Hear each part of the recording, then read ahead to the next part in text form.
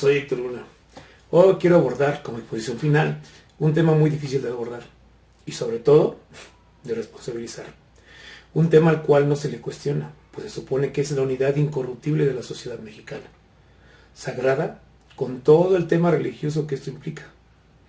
Hablo de esa institución llamada familia, en la cual nacemos y de la cual provienen los patrones sociales en los cuales crecemos, los valores y los antivalores que pueden convertirse en violencia y delincuencia. ¿Por qué es tan importante en la conformación de la psique del ser humano? ¿Es la cuna de los comportamientos que nos incluyen o nos excluyen de la sociedad? ¿Es acaso una institución de la cual no podemos escapar y replicamos los comportamientos que sean productivos o destructivos? ¿Escondemos incluso el abuso de cualquier tipo detrás de la aseveración "la familia es familia"? Bueno, esta pequeña exposición espero sirva como reflexión ante lo que sigue siendo un mito y realidad.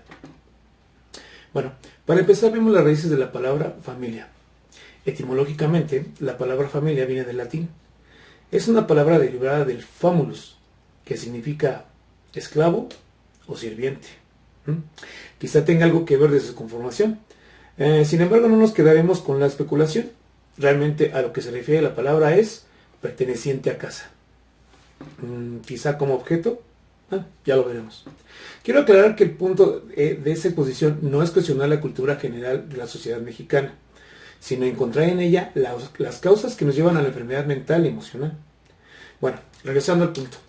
La palabra hace referencia a la consanguinidad, punto que los mexicanos defienden a capa y espada. No importa si conviven o no, si se lastiman o no, si abusan o no. La sangre es la sangre. Esta atadura acarrea un sinfín de actitudes que en el mejor escenario lleva a la protección del clan, pero en la desviación lleva al abuso y la enfermedad del clan, y por lo tanto a la enfermedad social. Hablemos de la familia en la cultura mexicana. Como cualquier comunidad humana de este mundo, las reglas no escritas de convivencia se transmiten de generación en generación, hasta la aparición de la lengua escrita, lo cual asentó en papel lo que se debe respetar y no se borra.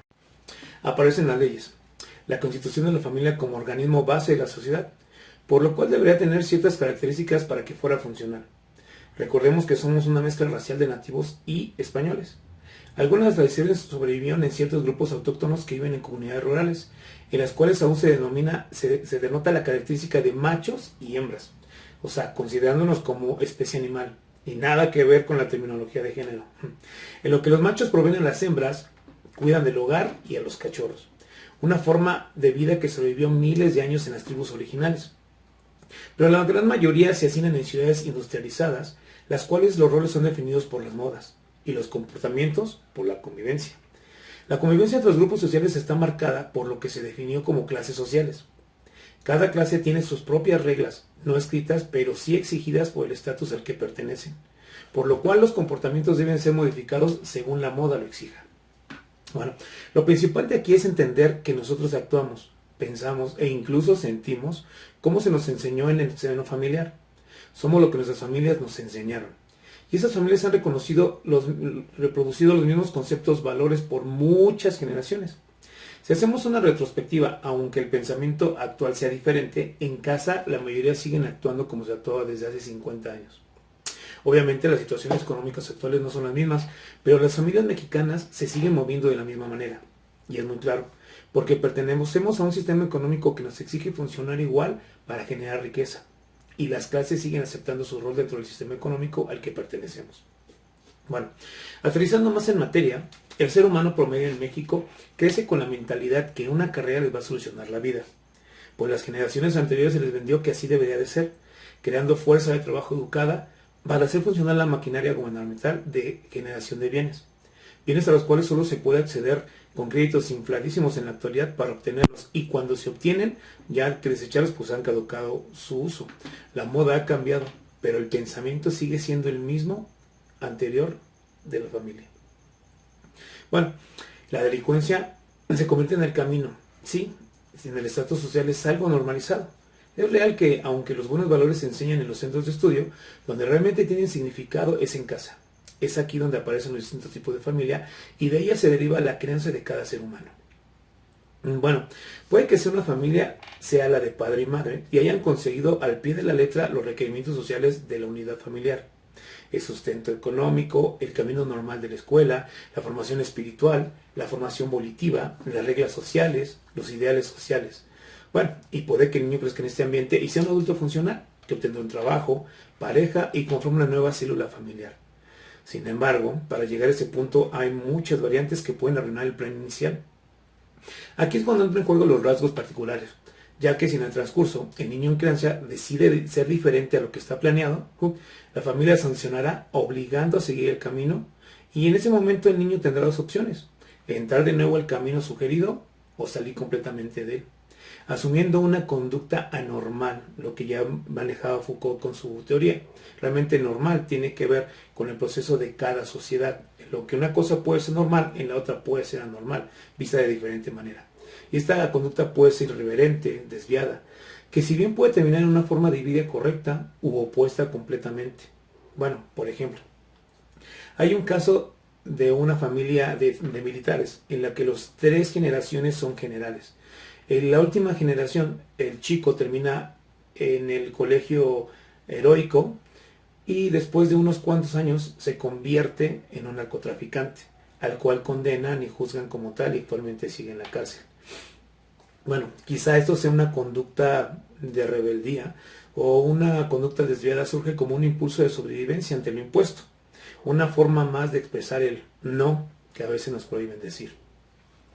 Sin embargo, la aparición de otro tipo de familias como las monoparentales ha llevado a una deficiencia alta en la atención de los niños, pues es muy difícil hacerse cargo de ellos, solo trabajar y atender al niño al mismo tiempo, a lo cual recurren instituciones públicas como guarderías, en las cuales la atención emocional es escasa. Los niños pasan más de 8 horas lejos de la madre, quien es comúnmente quien se hace cargo del niño, en lo cual el niño aprende reglas y actitudes que muchas veces lo alejan de apego sano, ya que empiezan a vivir esas situaciones desde los 40 días de nacidos. Bueno, crecen siendo adultos medianamente funcionales, idealizando la figura de la madre y sufriendo su abandono con ansiedad, generando un ciclo más de salud mental deteriorada, asumiendo a su vez que el abandono es la normalidad en el ser humano, creando a su vez abandono en sus propias familias y ahora sí, recreando el círculo una y otra vez. Bueno, y esto lo hacemos a veces para sentirnos en casa. Bueno, la falta de apego sano conlleva a la falta de empatía y por supuesto a no entender las necesidades del otro. El adulto puede caer en conductas desviadas sin siquiera entender por qué le están haciendo daño. Suele pensar que él es el otro que no entiende y por lo tanto decide abandonar y empezar otro ciclo que lo llevará al mismo resultado. Así una y otra vez, repitiéndolo por generaciones. Por ejemplo, hay otro tipo de familias, por ejemplo los padres separados, que si bien no se han alejado, siguen trabajando en conjunto, pero esto podría ser quizá medianamente positivo. En el mejor de los casos, los padres han entendido que la responsabilidad de los hijos es mutua y no tiene que ver con sus diferencias y encuentran acuerdos para la crianza de los niños y pueden llevar la salud emocional de los hijos a un buen puerto. Ambos haciéndose cargo de ellos en tiempos determinados e inclusive interactuar entre ellos en beneficio de los hijos.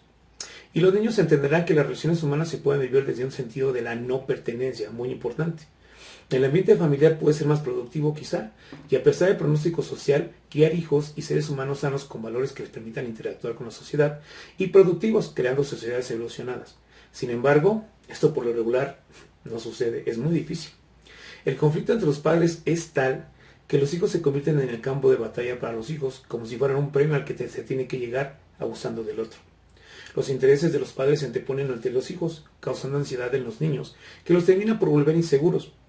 Las conductas desviadas surgen pues en ocasiones para dañar al contrario y tienden a manipular a los hijos para que actúen de una forma que les conviene a ellos mismos.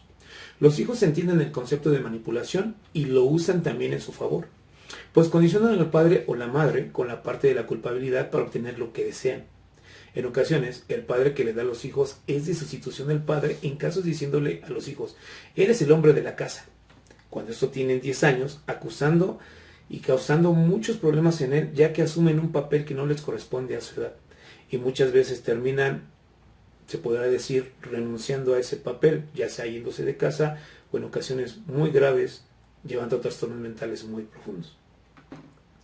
La otra familia de la que quiero hablar, bueno, son de las que más abundan en la cultura mexicana, por lo cual se mantiene el modus vivendi de la sociedad mexicana.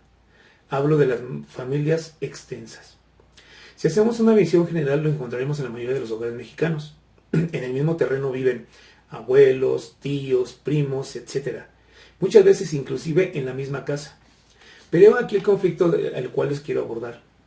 En esos espacios, aunque pareciera que todos se rigen bajo los mismos conceptos morales, creencias, es donde más se comete abuso de las mismas.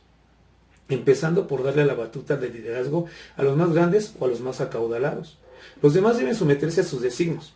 Un jefe que domina la forma de actuar de la familia, y que aquí es cuando cada quien lo puede ver si es por justicia o por comodidad, y quizá por conveniencia. Por lo regular, a ese líder se le da la tarea de velar por el bienestar del clan, ya sea que los lleve por buen camino o el terrible. Se le da el papel de patriarca, pero suele ser velado, pues en la sociedad mexicana sigue siendo, detrás de ese patriarcado, las madres son quienes mandan y objetan aquí. Pues es sumamente cómodo para que el patriarca adquiera toda la responsabilidad, y si las cosas salen más, se le culpa, quedando la madre como la redentora ante lo que el padre no pudo hacer. Y hablo de la madre y el padre del clan a la persona designada para ello, porque pueden ser los abuelos o los tíos, o puede ser alguien más que pueda guiar al clan en un puerto seguro. Aquí la jerarquía no importa. A veces a los abuelos se les termina llamando padres. O sea, que el nieto le dice al papá o mamá al abuelo. Y los padres del niño entonces simbólicamente se convierten en hermanos. Y así se pierde la autoridad. Y lo peor, la responsabilidad de la crianza de los propios hijos. Las conductas desviadas aparecen aquí, ya que los padres por conveniencia les dejan a los niños para ir a trabajar y los abuelos se encargan de los niños. La crianza con los mismos valores con los que criaron a sus hijos y a su vez fueron criados. Por lo cual, los hijos reciben a sus hijos que no son sus hijos, pero saben que les tocará crear hijos de sus hijos. Parece un trabalenguas, pero así es. Pues no hay individualidad y solo pertenecen a este concepto familiar. Y quizá aquí es cuando regresamos al famulus que hablamos del principio. A este concepto como sirviente o esclavo, podría ser. Abordando lo anterior como el contexto del cómo y por qué nos movemos en la familia, quiero indagar cómo funciona lo que debe ser. Bajo esta frase se han cometido infinidad de crímenes de los cuales no muchas veces se saben. Por ejemplo, el abuso. No llega solo en términos sexuales, sino en actitudes y usos. Es sabido que la mayoría de los abusos son perpetrados por familiares cercanos. No solo los niños y las niñas sufren este abuso, sino también los adultos y los ancianos. Y si se revisa cuáles son los mayores temores del por qué el abusado no revela lo acontecido, muchas veces es el voy a destruir a la familia. Pues anteponen el concepto de familia sobre su propia integridad. Es tan profundo el sentimiento de lealtad al clan que pasan por encima de sus propios sentimientos y sensaciones, quedando muchas veces dañados por el refuerzo intermitente. ¿A qué me refiero con el refuerzo intermitente? Ellos saben lo que les causa el dolor, pero después se sienten premiados por no destruir al clan. En el siguiente escalón, cuando el integrante se atreve a denunciar el abuso, por lo regular a los padres, bueno, si es que el abusador no es uno de ellos, los padres tratan de dejar de lado este rubro y esconderlo de la familia. Lo ocultan dejando de lado a sus propios hijos, no hablando del tema o pasándolo a trasfondo. En los casos cercanos que conozco, ninguno de los perpetradores tuvo denuncia. La misma familia los cobijó. Así es como el organismo social se mantiene a flote, anteponiendo su funcionalidad sobre las particularidades. Otro abuso muy subjetivo, casi imperceptible, es el desarrollado con los temas de somos familia. Los integrantes no pueden negarse ante una petición, sea en beneficio de este o del otro, o al contrario, haciendo renunciar su propia estabilidad económica o emocional. Hablo de la incapacidad de decir no. Es algo tan sutil que no se nota, pero que mentalmente incapacita y somete al individuo a aceptar algo que no quiere, y tiene que doblegar la voluntad ante la petición del otro. Por lo cual, cuando se presenta a una situación de abuso, inclusive laboral, nos hallamos desprotegidos al no poder negarnos, y de ahí se derivan muchas modalidades de abuso. Trasladando las relaciones sociales como la pareja. Las personas se encuentran inmersas en relaciones de las cuales sus parejas se aprovechan de esta situación para abusar de ellas, y la violencia doméstica está saturada de estas acciones. Bueno, Es tiempo de hablar de estas relaciones. De esta programación se benefician los abusadores en casa. Pues si bien la persona vive en un hogar donde la violencia disfrazada de lealtad prevaleció ese patrón de conducta, nos hace buscarlo en esas relaciones. Decía una amiga mía, muy interesante, y ella decía, cuando yo buscaba a hombres que me maltrataban, entiendo el por qué, porque me hacían sentir como en casa. Es interesante. Y quizá en eso se basa toda la situación del abuso. Pero bueno, esto viene de casa, como lo hemos visto. Y esa premisa considero que es muy importante. En ella se basa la mayoría de las desviaciones. ¿A qué me refiero? Si en casa nos enseñaron a robar, lastimar, abusar, mentir y además salirte con la suya, es normal. Será una conducta aprendida que se repetirá constantemente hasta que alguien les ponga un límite, que puede ser la cárcel o la muerte. Cuando quizá en ellos incluso encuentra la realización y la paz que quizá en casa no podían tener. Bueno, quizá el siguiente punto es algo complicado de considerar, pero Paya, en su escrito de los tatuajes, está muy bien ejemplificado y muchas veces mencionado. En ella se menciona la religión. De la convivencia con la clase media baja a la cual pertenezco, o sea, la mayoría de las veces que las personas hacen referencia es con tributo a Dios. Por ejemplo, ya estaba de Dios, si Dios quiere, gracias a Dios. En fin, Dios está presente en la mayoría de sus vidas y se referencia en cada acto de muchas personas.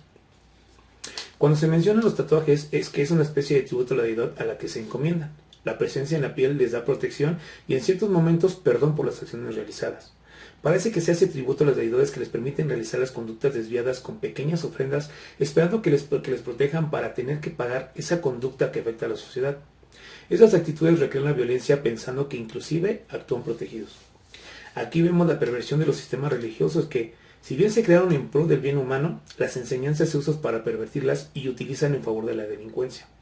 Al esgrimir, por ejemplo, a la Virgen de Guadalupe, que ésta los proteja de las conductas desviadas que están realizando, y bueno, voy al punto. Lo que están desviando no es en sí la religión en sí, sino su uso. Bueno, a manera de conclusión, debo decir que este curso en el cual está ricamente sazonado con psicología social, me ha dejado claro que debe ser un menester de psicólogo independientemente del área al que se dedique, debe conocer el ámbito social del ser humano al que se va a ayudar, pues saber que es un ente histórico y que podremos entender su hábitat como el caldo de cultivo para la mayoría de su actuar, pensar y sentir, realmente somos historia. Y es definitivamente importante como profesionales de la salud que no debemos de perder de vista este punto, si realmente queremos ayudar al ser humano. Saber qué es, quién es y quién nos ayudará a saber su historia para poderlo entender y poder ayudar. Pero bueno, les agradezco mucho la atención. Quedo a sus órdenes. Gracias por todo. Bye.